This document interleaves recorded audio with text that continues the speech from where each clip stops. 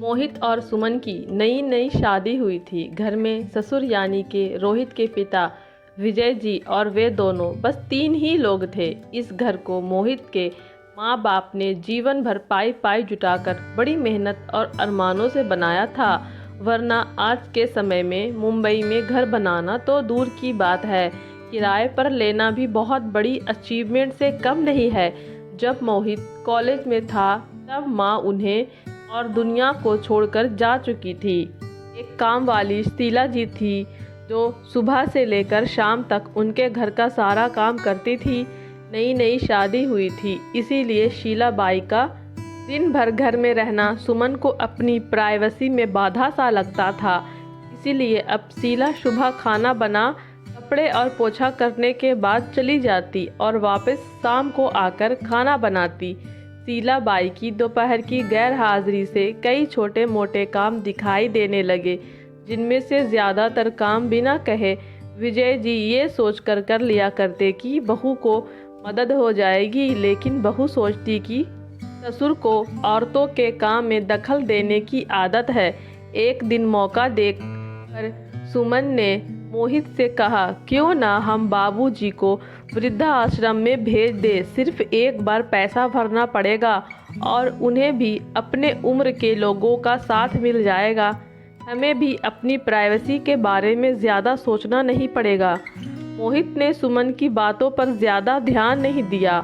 कुछ ही दिन बीते थे कि बाबूजी अपने दोस्तों के साथ एक हफ्ते के लिए टूर पर गए और इत्तेफाक से इसी दौरान शीला बाई भी छुट्टी पर थी। फिर क्या, सुमन को जैसा चाहिए था वैसा समय मिलने लगा। अब मोहित रेस्टोरेंट में खाना खा लेता और सुमन का काम ऑमलेट, ब्रेड या मैगी से चल जाता। खाना बनाने की टेंशन नहीं थी, लेकिन घर में निकलने वाले सारे काम तो अभी भी करने ही थे। ससुर जी की गैर हाजिरी में सुमन को एहसास हुआ कि वह बिना कहे ही जो काम कर लिया करते थे उनसे कितना फ़र्क पड़ता था। छोटे मोटे लगने वाले यह काम भी काफ़ी समय और एनर्जी लेने वाले थे। कुछ दिन बीतने के बाद एक दिन मोहित सुमन को कहता है, चलो आज कहीं बाहर घूमकर आते हैं। सुमन बड़ी खुशी खुशी सज धज कर बाहर घूमने के लिए तैयार हो जाती है। मोहित सुमन को अपने घर से 4 किलोमीटर दूर एक चौल में लेकर आता है। एक आदमी मोहित के हाथों में एक चाबी देता है।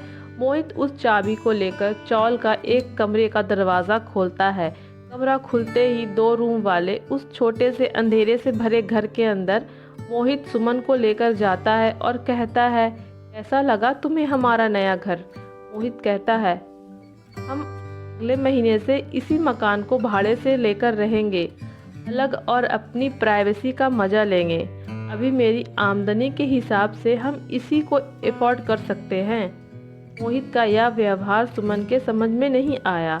वह चौंकते हुए कहती है, हमारे पास अपना इतना बड़ा घर तो है, फिर क्यों हम भाड़े से रहेंगे?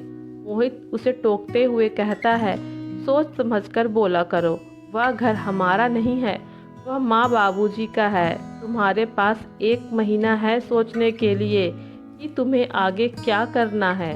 दोनों वहाँ से वापस अपने घर लौट आते हैं। पूरे रास्ते सुमन के दिमाग में तरह तरह के विचार चल रहे थे। घर पहुँचते ही उसने मोहित से कहा, माना कि यह घर माँ बाबूजी का है, लेकिन क्या हमारा इस घर पर कोई हक नहीं है? मोहित ने कहा, बिल्कुल है, लेकिन माँ बाबूजी के बाद जब तक वह है तब तक तो नहीं। अगर तुम्हें हक समझ में आता है तो तुम्हें जिम्मेदारियाँ भी समझ में आती होंगी। सिर्फ हक के बारे में सोचकर और अपनी जिम्मेदारियाँ भूलकर स्वार्थी होना क्या भला अच्छा होता है? सुमन के पास मोहित के इस सवाल का कोई जवाब नहीं था। उसे मन ही मन पछतावा होने लगा। सुमन मोहित से बोली, मुझे माफ़ कर दीजिए, मैं सच में स्वार्थी हो गई थी, मुझसे बहुत बड़ी गलती हो गई। मोहित बोला, तुम्हें पछतावा हुआ, मेरे लिए यही काफ़ी है, मैं तुमसे नाराज़ नहीं हूँ।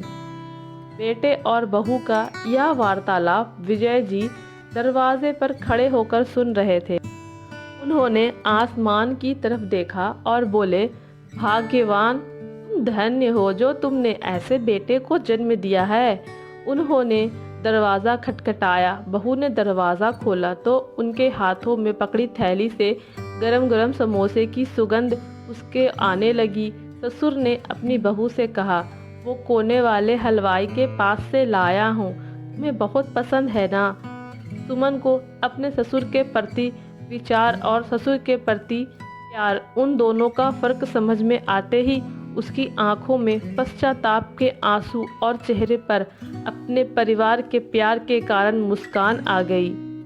दोस्तों, हमारे बुजुर्ग जो हमें बोझ लगते हैं, जिनसे हम बात बात में चिढ़ जाते हैं, और ऐसा इसलिए होता है क्योंकि हम स्वार्थी होकर सोचते हैं और हम उनके योगदान को समझ नहीं पाते। वह हमारे जीवन में बहुत अहम किरदार निभाते हैं।